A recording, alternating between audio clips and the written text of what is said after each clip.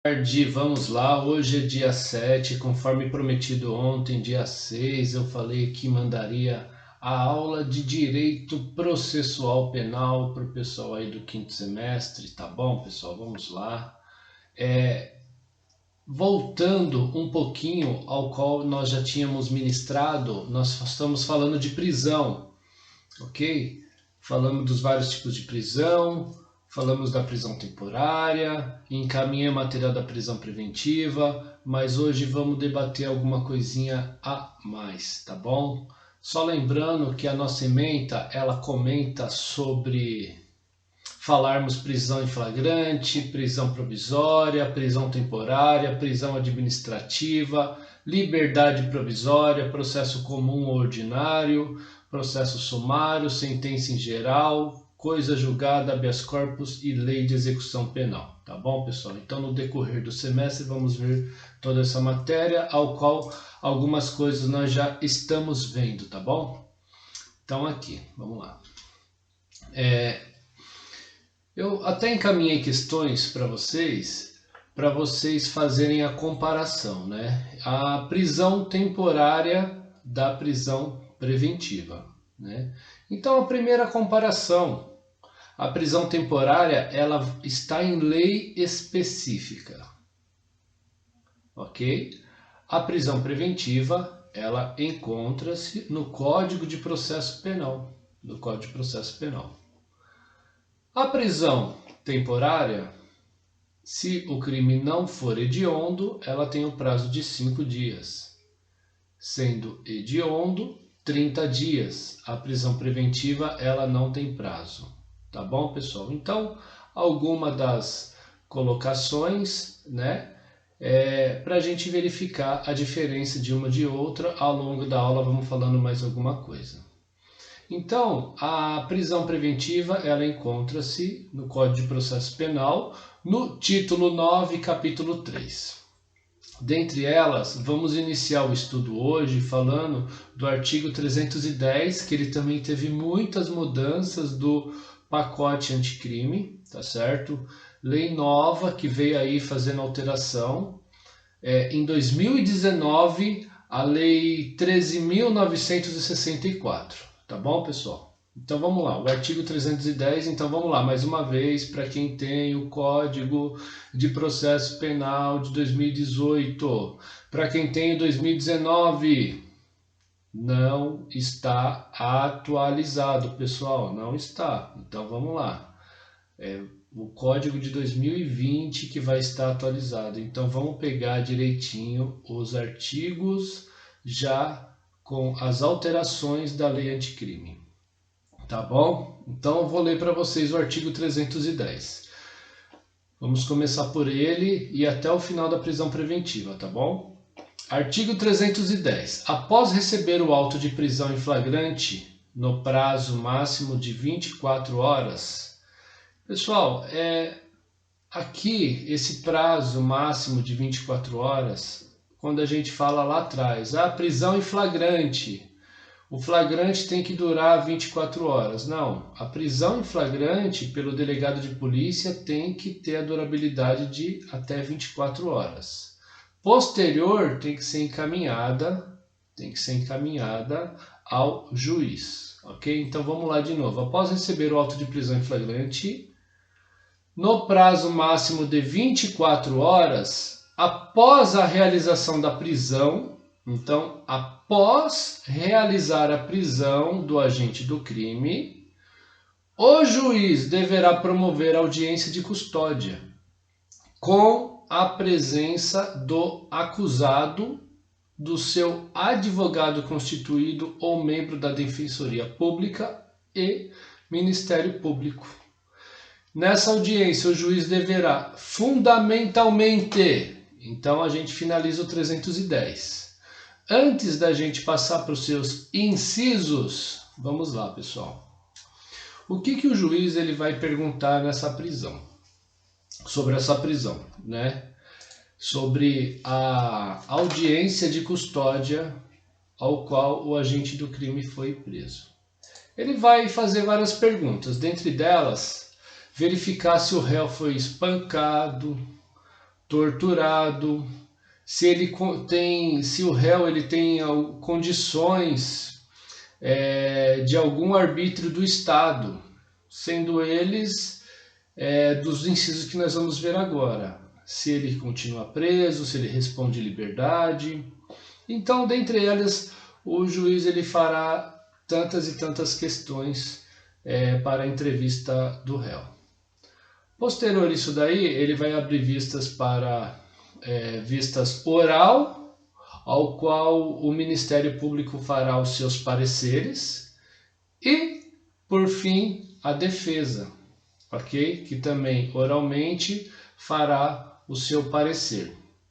Se relaxa a prisão, se solicita ao juiz a liberdade provisória com ou sem fiança, e no final o juiz dará o aval, né? Se permanece preso ou se vai responder em liberdade a partir daquele momento que finalizar a audiência de custódia. Então, inciso 1, o juiz ele poderá relaxar a prisão. Inciso 2, ele poderá converter a prisão em flagrante em preventiva, pelos requisitos do artigo 312, que nós vamos estudar posterior nesta aula ainda, tá bom? Ou, por fim, ele pode conceder a liberdade provisória com ou sem fiança, tá certo? Por hora nós vamos só citar e nós vamos estudar em aula específica para o entendimento de todos, tá ok? Caminhando, vamos para o parágrafo 1º. Eu vou fazer a leitura e vou fazer a explicação para todos vocês.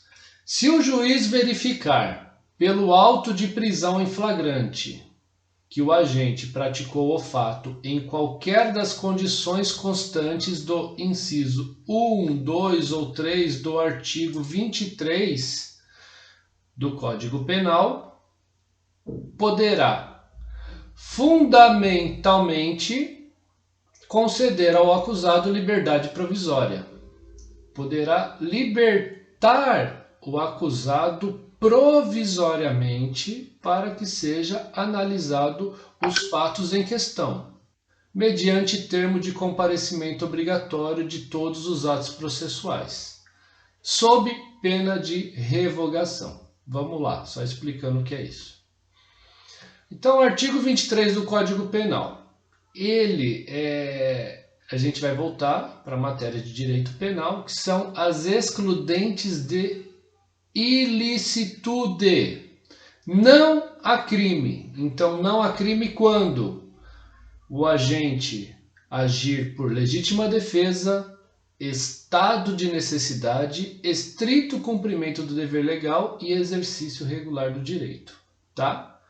Então, a primeira parte do parágrafo 1º do artigo 310, o juiz bem colocado, ele poderá verificar se houve alguma excludente, não haverá crime, mas ele vai conceder a liberdade provisória mediante termo de comparecimento obrigatório, ok? O agente ao qual ele está nas excludentes da ilicitude, ele vai assinar um termo e ele vai comparecer em todas as audiências, tá certo? Obrigatoriamente ele terá que comparecer. Sob pena de revogação. Esse sob pena de revogação, um exemplo, ele não comparece na audiência, vai ser revogado, ok? Ou se durante as investigações, durante o processo, verificar que o Ministério Público, por exemplo, ele entende que não foi uma excludente de ilicitude, não foi uma excludente, poderá, nesse interim, fazer a revogação e solicitar a prisão preventiva do agente do crime.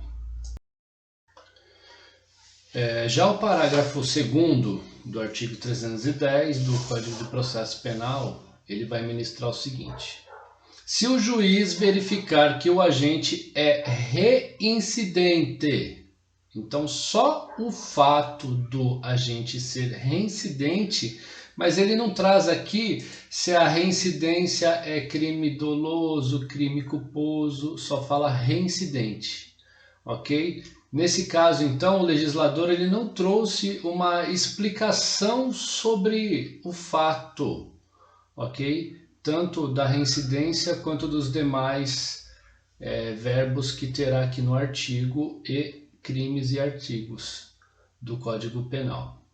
Então vamos lá, parágrafo 2º. Se o juiz verificar que o agente é reincidente ou se integra organização criminosa, armada ou milícia, ou que porta arma de fogo de uso restrito, deverá denegar a liberdade provisória. Então, ele não dará, o juiz, a liberdade provisória, né, com ou sem medidas cautelares. Então, ele não dará qualquer liberdade provisória no caso de reincidência, se o agente fizer parte de organização armada ou milícia, ou que portava arma de fogo de uso restrito, tá? Como nós ainda não estudamos os artigos 288 e 288A, vou fazer só a leitura. Nós vamos estudar nas aulas de Direito Penal, associação criminosa, artigo 288 do Código Penal. Associam-se 3 ou mais para o fim específico de cometer crimes, tá? Associação criminosa, artigo 288. Ou a constituição de milícia privada, artigo 288-A. Constituir, organizar, integrar, manter ou custear organização paramilitar, milícia particular, grupo ou esquadrão com a finalidade de praticar qualquer dos crimes previstos neste código. Tá certo, pessoal? Então, só para incrementar a aula, fiz a leitura dos artigos, mas nós vamos estudar eles legalzinho na parte do direito penal. Tá bom? Continuando, vamos fazer a leitura do parágrafo 3º, ainda no 310. Ele é extenso, teve muita alteração e o parágrafo 3º também teve a inclusão pela lei do pacote anticrimes. Fazendo a leitura.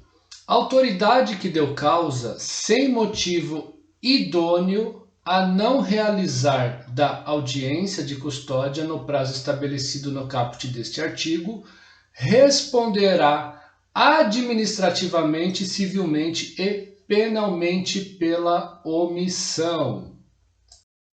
Então, esse parágrafo 3º, ele nos traz que a autoridade que deu causa sem motivação idônea. Então, a gente vai estar falando aqui de autoridade. Só vai existir duas para nós até esse primeiro momento. É o delegado de polícia ou o juiz de direito, que sem motivação qualquer, ok? Sem qualquer motivação, ele não realizar a audiência. O parágrafo 4º também vai tratar um pouco o que nós estamos falando no parágrafo 3º. Olha lá, parágrafo 4º. Transcorrido 24 horas após o decurso do prazo estabelecido no caput deste artigo, a não realização de audiência de custódia, então, após transcorrido 24 horas, não obtendo qualquer realização de audiência de custódia, sem motivação idônea, ensejará também a ilegalidade da prisão, a ser relaxada pela autoridade competente. Então, se nesse prazo de 24 horas, por algum motivo, razão, circunstância, não tiver a motivação idônea, conforme nós falamos no parágrafo 3º, e transcorrer esse prazo, terá a prisão do agente relaxada pela autoridade competente. Tá certo? Sem prejuízo da possibilidade de imediata decretação de prisão preventiva. Então veja como é importante o que traz a lei anticrimes para os agentes públicos, delegado de polícia, principalmente nesse caso, não errar, não deixar de transcorrer o prazo das 24 horas, encaminhar para o juiz, ok? Passado o fim do prazo, poderá ter o relaxamento da prisão.